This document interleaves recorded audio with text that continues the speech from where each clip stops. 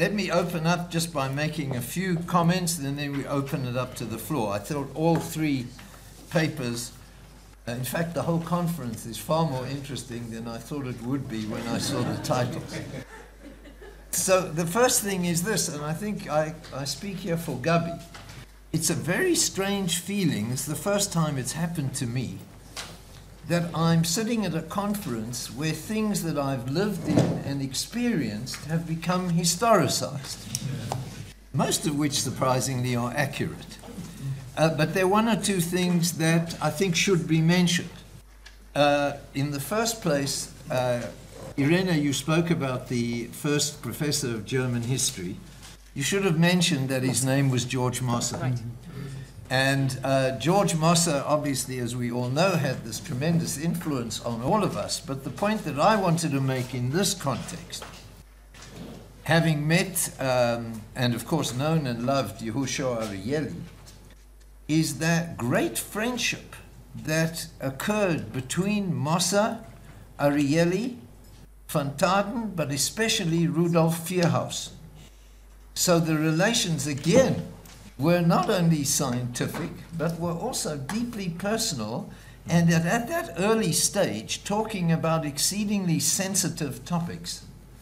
That I think that's the kind of existential undertone that still makes this encounter, I think, extremely interesting. The second thing, observation, has to do with Andreas's two paradigms, which is very interesting.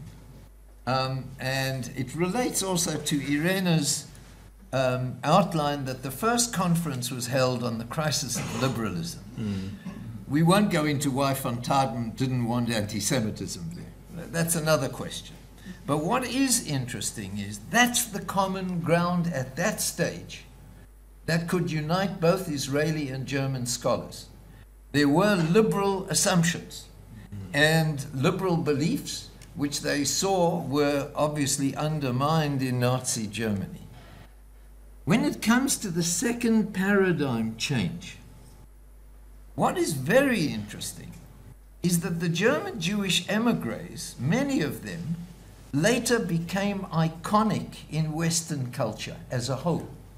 I'm talking here about Hannah Arendt, Gershom Scholem, Theodor Adorno, Walter Benjamin, Leo Strauss, and I'm not going to give a lecture on each one of them, but what unites them all is they became iconic precisely because they questioned liberalism, not because they were liberals, which tells you something about the paradigmatic change you were talking about. And last point, about what Jonathan said about Grab actually using German history as a filter by which you can write about and understand Israeli reality. I may say something which may insult a lot of people working in the field, but I think that's what we all do. I think it's almost unavoidable. And so that I'll speak for myself now, that when I wrote a book about Scholem, Arendt, and Klemperer, I found myself defending Klemperer, who was a deeply anti-Zionist man, and who was an assimilant. And I think one of the reasons I did so without being fully aware of it is that I was pointing to perhaps the need for much greater openness and liberalism in a culture which is much less inclusive than it should be. So I think when you're writing history, somehow the present context, whether it's to be on the left or the right, I'm not saying, will come into it. The floor is open. Yes, please. To your last comment, if I understood rightly, you said the iconic figures such as Adorno and Benjamin, Hannah Arendt, etc., became iconic figures because they questioned liberalism. Amongst other things. And does it mean they became iconic because the German scholars in their heart also were not liberals? Okay, this was one question. But I mean, why did they come iconic figures? The people I know from that time, they were definitely not liberals. Oh, wait a minute. I was a student, and they were not liberals. Put it this way, because this is not a discussion about me. Okay. The very quick answer is, there are deep post-Enlightenment, post-liberal currents in Western culture. Yes. The German thinkers to whom they could have turned, like Heidegger, Junger, and Carl Schmitt, are not marketable, although Schmitt is increasingly marketable. But at that stage, they could therefore turn to these because they had impeccable credentials. They were immigrants, they were not Nazis. Right. So I think that's the quick answer. Thank you. I had an answer actually to Irina Auer. You are here. So I didn't quite understand. So you said Bergman, and I'm happy. Finally, he went to Germany to make contacts. In '73, he went to a conference at the Max Planck Institute for Physical Chemistry. But he created a relation with the University of Göttingen. Is that right? What I found in the archive is that he came back from this trip to Göttingen and he suggested to the university, to the president of the university, or he told him that the Göttingen scientists are interested in establishing this cooperation. No, I just want to add, because Manfred Eigen of the Max Planck Institute, he was the first to have strong contacts with the Weizmann Institute. And there were the Katzir, Ephraim Katzir, Kaczalski, and others were constant visitors. And the first Israeli postdoc went to that institute because it was a liberal, it was an international institute, unlike many other Germans. So it is not by coincidence that he went there. Okay, Raphael Gross. Yeah, many thanks to all four of you, if I may say. And I would like to take on what Steve said in the beginning, that the intensity of those discussions should not be underrated. And I think, you know, when we look at those things so kind of institutionally, things have a tendency to maybe get boring. But if you think back, and that there I would like also to take on the point that Andreas made. If I recall discussions at the beginning of the Rosenzweig Institute, they were so heated that one of the people here sitting there left and no longer joined the meetings, Steve. I don't know if you recall it, because it was so intense. I just think it's interesting to recall. Maybe you have forgotten about it. I had a dream last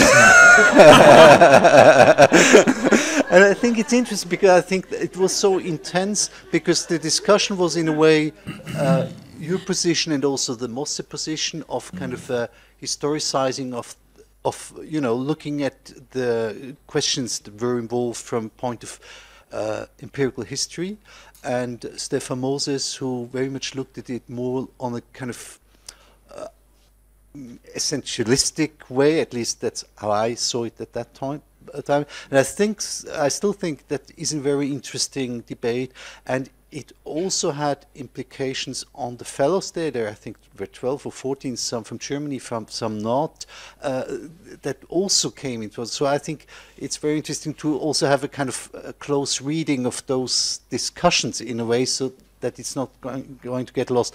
Now, the second small point, small comment, I in a way think it's a shame that we do not have something here today on the Leo Baeck Institute, Jerusalem. We have the director here, which is very nice. But and I have one first thought, and I'm sure it's not correct, but in a way, what the Leo Baeck Institutes did is they created their own field. They did not do German history. They did not do a history of anti-Semitism. They did not Holocaust studies. They created a new field that did not exist, German Jewish history. And they were very proud of it, that they created a new field. But in a way, they were, because of this, not part of the general discussions of German history. It took a very long time that German historians, I mean, Europe, for example, became somehow interested. I would say only in the 80s, and then in the 90s, it became really a thing. So in a way, I think it would be interesting to see in what ways the institutionalized ways of what Andrea described of literature, what Irene and you described of history at universities in Israel, went a different route than the Leo Baeck Institute. That also, when I look at it from the present, is in a difficult position because it's not so much part of a mainstream institutionalized field than the others are. Sorry, that was too long. Oh, interesting. Nicholas Berg? Thank you very much for the three papers. I love them very much. I have a short comment, which is perhaps not to the central question we had, but it's a sort of memory of my own. Speaking about the volume which you presented to us about the crisis of liberalism between the wars. And I remember having this book on my working desk several times in my life. Always thought, what a great volume! What you can read it several times, which is not usual to do with secondary literature and with it's really a document in a way, and you could feel it as a very young student in your undergraduates. And this is just to say to foundations that sometimes things are really different from other publications, and you notice that reading the authors coming together, and you certainly notice without reading the foreword, even that. And the second thing is just a comment on Albrecht Schöne, who was mentioned shortly. A few years later, he becomes, let's say, the Richard von Weizsäcker in the field of our conference topic, speaking to the 50th anniversary of the book burning from Göttingen on. This was a speech not in the Bundestag or in Berlin or in Bonn. It was Göttingen, and so you can even trace some of these things you put so brilliantly into one context. You can trace it, and it was Göttingen was the city who perhaps create the most impressive first, or not the very first, but a first very important speech to this event after the 50th anniversary. I suggest we now batch the questions and you answer. Who's still on? Mitchell is on. There was and Stefan. Okay, last three. Yes, please. Just a brief question or a remark stimulated by Raphael Gross's comment. The period we're discussing is also the period of the emergence of the whole social history paradigm. And I was a student during this period, 70s and early 80s, in Berlin, and Rurup's Colloquium was life at that time for me. So it's partially a personal recollection, but I also remember a member of that colloquium named Monika Richards, whom we all know, and Marion Kaplan and others, and they were talking to me then about the controversies in the LBI in New York, about the crisis of German Jewish history seen as intellectual history and political history without the social history. And I didn't hear anything about that here, but that's probably because we don't have an LBI presentation. I don't know, but I do wonder whether this was also an issue in Jerusalem. Perhaps Jürgen Kocher will talk about this. Ifat says she wants a teeny remark. Yes, a teeny remark that it was one of our questions and actually assumptions that even though so much was imported out of Germany, the social history didn't really succeed. That would be my assumption, that history of ideas was much stronger, and it's a question, why and how did it happen? Sorry. I've got a long answer, but another time. Even though some of the people like Shula Volkov and Moshe Zimmerman would be in the social historical thing. It wasn't that it didn't succeed, that you have to ask yourself, these things are long-term developments. So it might seem for a while like one thing is happening and something quite different happens in the following generation. Although Moshe Zimmerman and Shula Volkov have made a turn much more to cultural history. That should also be noted, and correctly so. Just going to.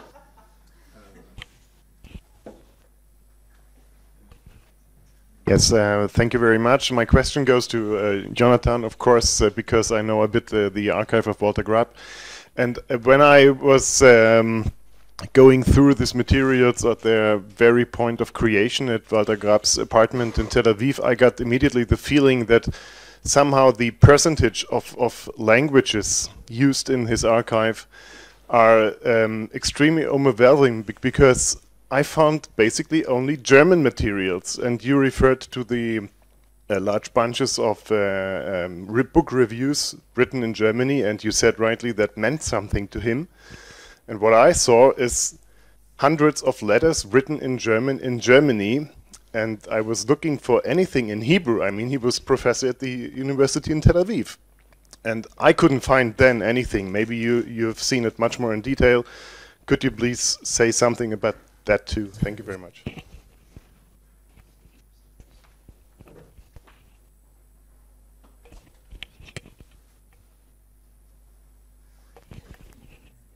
That's it? Okay. So the floor is now very quickly open to the speaker. Was there someone else? No. Oh, sorry. Sure? Okay. Whoever wants to start. Andreas? Yeah, oh, okay, she does want to say something. Go ahead. Sorry. Okay, I try to be quick. I have a question for Andreas Kircher. Maybe from a sort of postmodern perspective. I was wondering if you could try to historicize the second paradigm in a way that also sort of implies an evaluation, whether it's if the sort of narrative you presented to us is one of progress in the emphatic sense of Fortschritt or not, and the provocative implication of this question is that I see quite a strong ideological bias in the postmodern concept of Zwischenraum as an alternative to the symbiosis, which highly influences the way we look on German Jewish literary history and the way we build its canon. Kafka being superior to Franzos, who is not hybrid enough to fit into that framework. So I was, it's a sort of question if we are really progressing, or if specific German needs vis-a-vis Israelis are sort of make use of Anglo-American postmodern theory.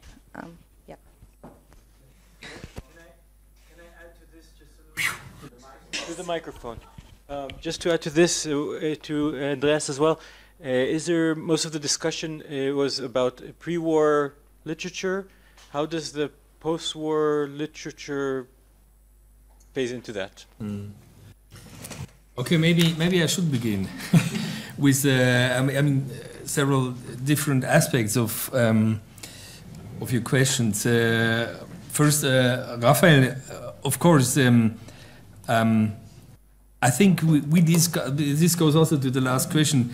What we tried in the early 90s in the Rosenzweig Center, or kind of experienced, was to explore new ways of thinking, and then we absorbed all these new theoretical paradigms, not as new ideological directions, but we read them also critically. But and there were debates, as you referred to.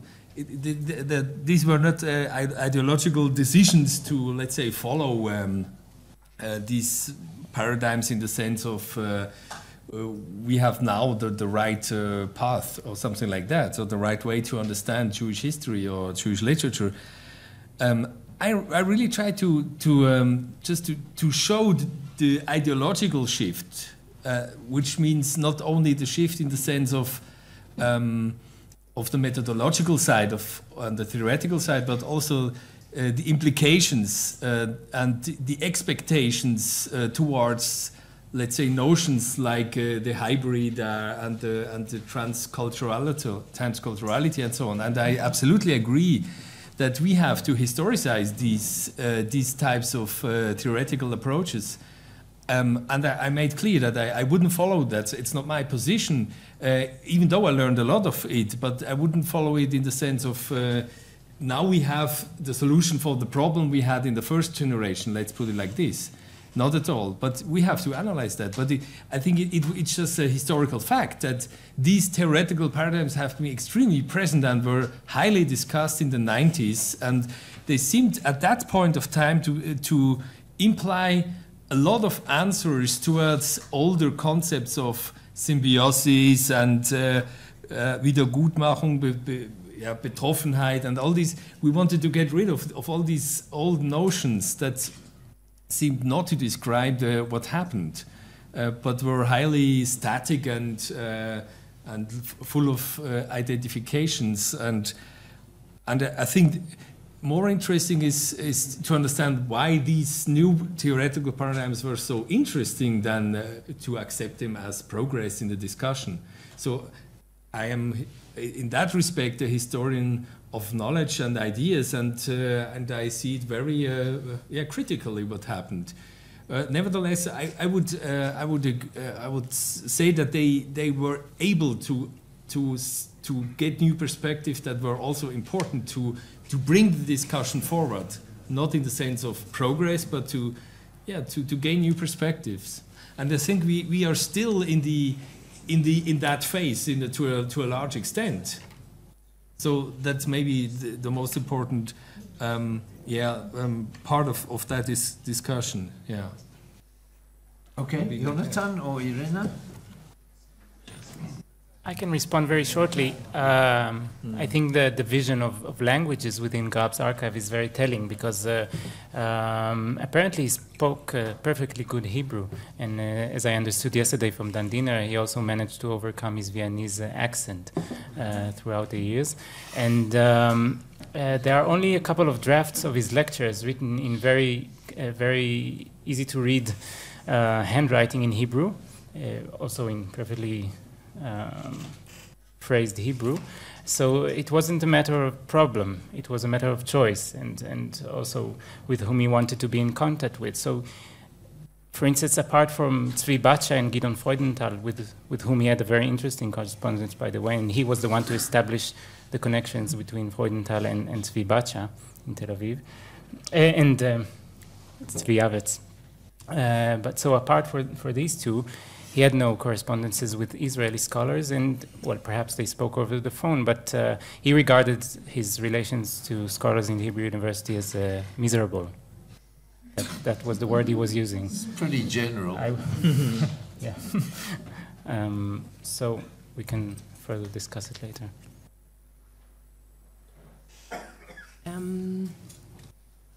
I wanted to answer to some things. The LBI is clearly missing in our project right now, and we need to see what to do about it. But it was really interesting because Sharon brought this document to my notice that already in the 60s there were discussions or first talks at the Hebrew University if or how to address German history, and the LBI Jerusalem was really frightened that this might happen. Mm. So, I mean, many years before the decision of the faculty. And Nicolas, thanks for sharing your experience with this book. It was quite telling that these first conferences were only published in German. And thinking about that here in Israel, I mean, the plans were really to anchor or to start teaching German history or German literature. The question is, how were these writings received here at all from a side of students? Another thing that you mentioned is the speech of Schönenf, which interestingly, I have a letter from Werner Kraft. This opened so many doors for him here. So there was a reception from some people, but clearly missing was a Hebrew translation. And this happened only years later, that the Köbner Center really translated things to Hebrew and could use it for teaching. And the rest I just really take as input, and I guess we... Well, first I want to thank Raphael Gross for bringing a youthful trauma back to my memory. And secondly, thank you all for a very interesting and stimulating session. Thank you.